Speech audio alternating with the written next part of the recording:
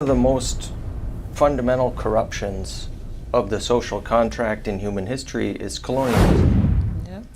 And it's that mechanism that some states have used to extract resources from other places, such as Sierra Leone.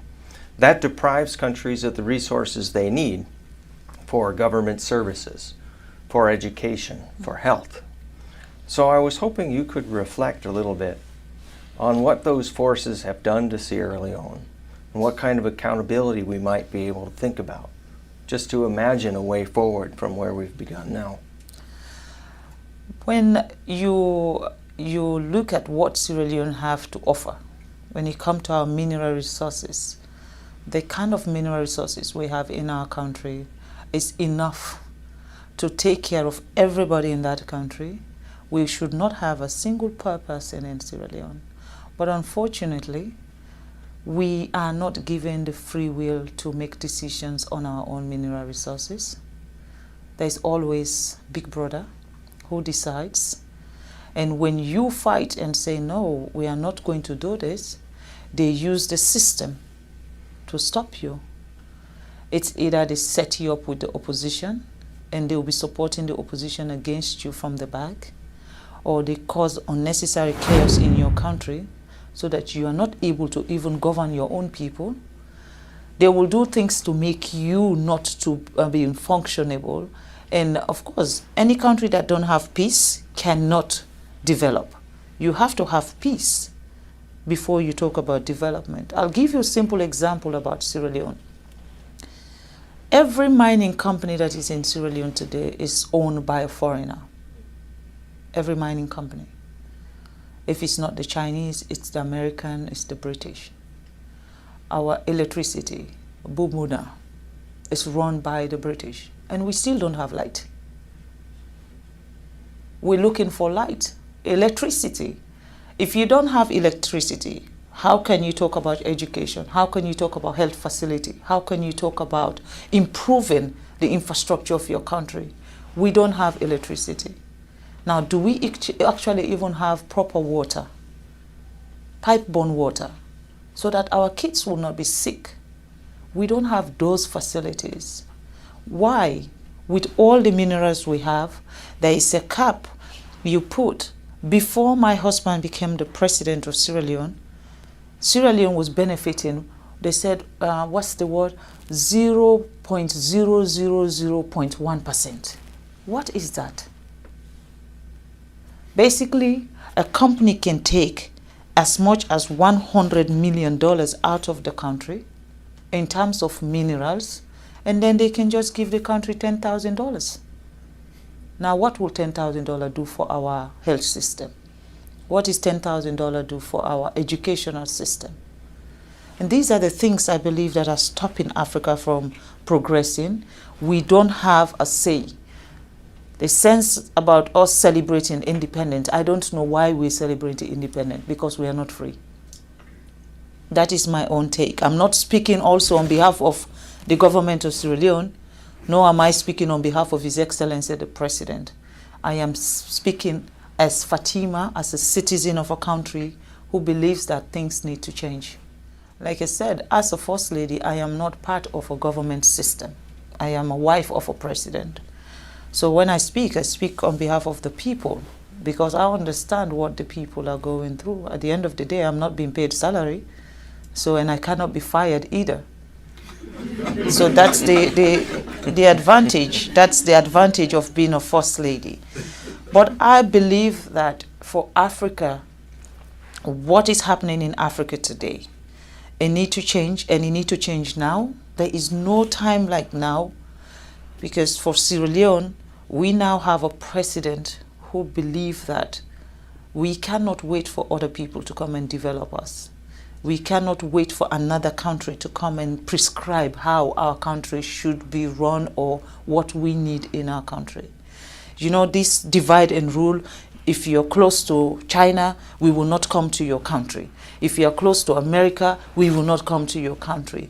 I mean, the fight that is between England, Europe, America, China, Russia is not a Sierra Leone fight. That's not our problem. We're fighting for our daily bread. We're looking to have education, just like America. We're looking to have good health facility, just like Europe. We're looking to have governance structure where one single person cannot be the dictator of a nation. That's what we're looking for. I am going around the world to see a country that sees Africa not as not just as an ally of what you'll be getting from us, but a country that sees Sierra Leone as partners and treat us with respect. You cannot be coming to our country and take everything that will make us develop, and then you still treat us as inferior people, as if we don't know what we're doing. I think that is wrong. You know, we're looking for partners that value us. People that will come to our country and say, you know what, this country has suffered enough, they need to grow. We were once the atom of Africa. Every country within sub-Saharan Africa used to come to Sierra Leone for our education.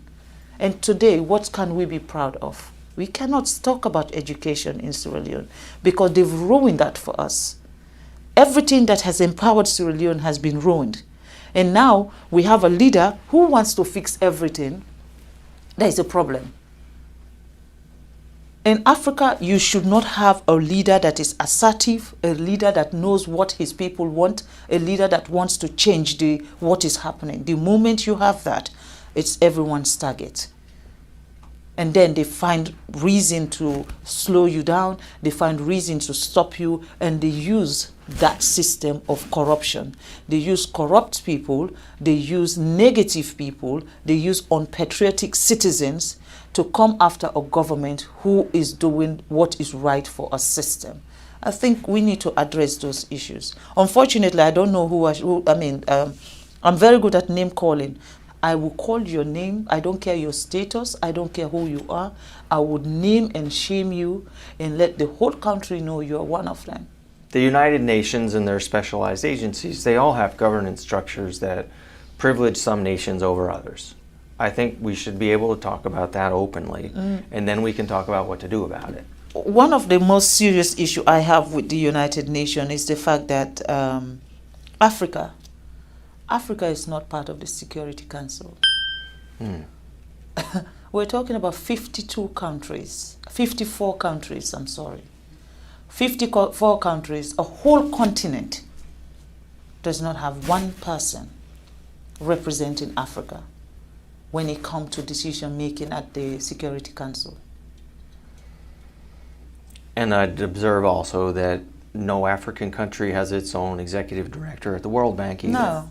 Unfortunately, Yes. we don't know how to manage money. If that is the perception since the beginning of, every time an African come forward for something that they have to be a decision maker for the world, not just Africa. It's just not possible. I understand. So what can I say? There must be a prescription somewhere that says, Africa, you are not good enough. Well, it might be revolutionary, but I'm going to say it right here. Africans should be in charge of Africa. I believe that also that Africans' issue can only be enhanced when Africans decide to do that. They should not allow another person to give them a prescription of how Africa should look like or what we need in our Africa, because we know what we need in our Africa. No one will know that better than us. And I think the UN should see Africa as partners. And the United Nations, definitely, you cannot have 7 countries vetoing everything. When it comes to Africa issue, it is those 7 countries. Who are the countries that are actually exploiting Africa? They're the ones who have the veto power to make decision on anything that has to do with Africa. So for me, I think that is wrong. And that is one thing the president of Sierra Leone has campaigned for. And this year, Sierra Leone is now a non-permanent member at the United Nations. But yet still, we don't have a veto power. But we're there. At least we are getting closer. And in these 2 years, our mission is to get the United Nations to see Africa not as one country.